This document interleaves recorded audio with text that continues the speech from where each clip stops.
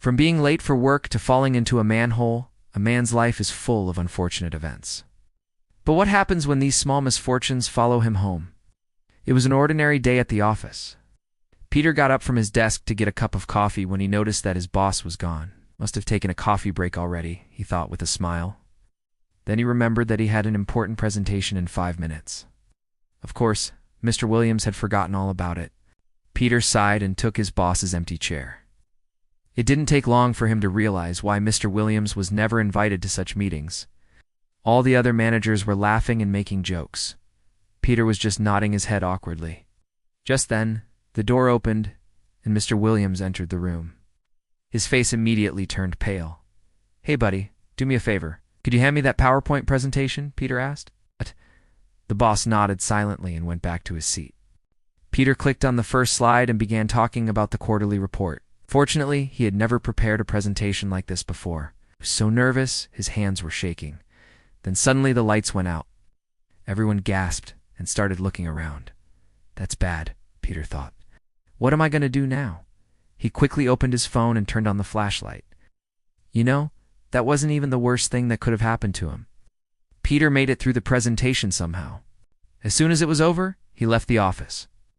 On his way home, he decided to stop by the grocery store. Let's buy some food, he thought. But after walking past the dairy aisle, he felt his phone vibrate. It was a message from his wife asking him to buy bread. No problem, Peter thought, grabbing the first loaf he saw. However, when he got home, his wife threw the bread in the trash can. You bought the wrong kind again, she said with a sigh. Don't you remember that we need a whole wheat bread? Sure, honey, I'm sorry. Hey, next time I'll pay more attention, Peter lied. In fact, it was the 5th time that week that he'd brought the wrong bread home. When Peter got to the kitchen, he saw that there were no clean plates left. Looks like I'm going to have to wash them myself, he thought with a sigh. When his wife heard him, she came to the kitchen. Oh, no, you don't have to do that. I'll do it myself, she said, taking the plates away. You go rest for a bit. But Peter refused. He really wanted to make up for the bread incident. After washing all the dishes, he decided to take out the garbage. It was just then that a large black cloud appeared in the sky, and it started raining heavily. Great, now I'm going to get soaked, Peter thought. As he stood under the leaky roof waiting for the bus, he couldn't help but sigh. Why does everything always happen to me? Bad things happen to everyone, a voice said suddenly.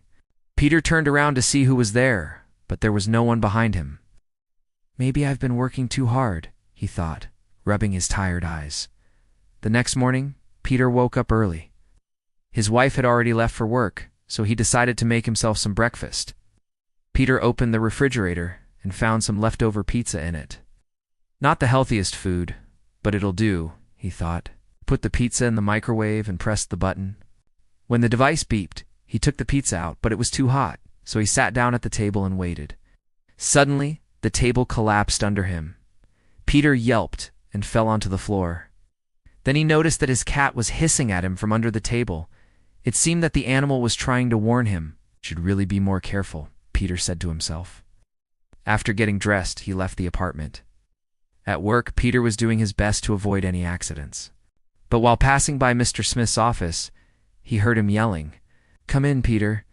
The man looked very angry. "What did you do today? Did you forget that we're having an important meeting today?" Sir. "I remember. I've already prepared everything," Peter replied. "You better have." "If something goes wrong, you'll be out on the street without a job," Mr. Smith threatened. "Sure," Peter thought, backing away from the boss. Now he felt even more anxious than before. But unexpectedly, Mr. Williams stopped him. "Peter, would you do me a huge favor and pick up my son from soccer practice? My wife has an emergency at the hospital," he asked. "Sorry, Williams, but I have a lot of work to do myself," Peter answered. "Come on, Peter, please do it for me." "My son will be so disappointed if I don't pick him up," Williams insisted. Okay, I'll do it," Peter said finally. And so he found himself leaving work early once again. As Peter drove, he couldn't help but think that his boss had gotten off easy.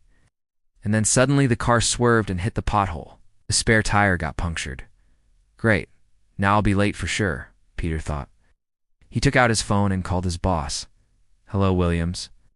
I'm sorry, but I won't be able to pick up your son today. I had a car accident," he said. "Never mind, Peter. Just take care," Williams replied. Peter hung up and started fixing the tire. This was probably the only time his boss wasn't mad at him. After patching up the tire, Peter drove to the sports complex. When he got there, he saw many kids running around. "Where are they?" Peter asked. "A girl in a sporty outfit. Are you here for soccer practice?" "I'm looking for my dad." She pointed to a group of boys. "There he is," she said. "Thank you," waved at her father and walked over. "Hey, buddy, you're late," the boy said with a frown. "I'm sorry, champ. Had a little accident on the way," Peter said, kneeling down to his son's level. "Can you forgive me?" "Sure, Dad. But let's go home now," the boy replied. Peter smiled and ruffled his son's hair. "You played well today," he said. "We'll celebrate with ice cream, huh?" "Really? Yay, Dad," the boy yelled, jumping with joy, and they all lived happily ever after. Or maybe not. When they got home, Peter's wife was waiting for them at the door. "Where were you? Why didn't you call?" she asked loudly. "Honey, we stopped by the store." "We're out of milk," Peter said. "No, we're not. They had a whole gallon in the refrigerator. You just drank it all yourself," she snapped back. But then she noticed their ice cream. "Oh, wow. Did you two go out without me?" she asked, trying to keep her voice level. "Yeah, but we can still go somewhere else if you want," Peter said. "No, it's okay. I just thought we could spend some time together next weekend," she replied with a sad smile. "Sure, honey. Whatever you want," Peter said. He hugged his wife and kissed her on the cheek, but she stepped away from him. "Are you doing it on purpose?" she asked. "Doing what?" Peter was confused. "Why are you always cold towards me?" she asked softly. "It's just that I love you, but sometimes I feel like you don't love me."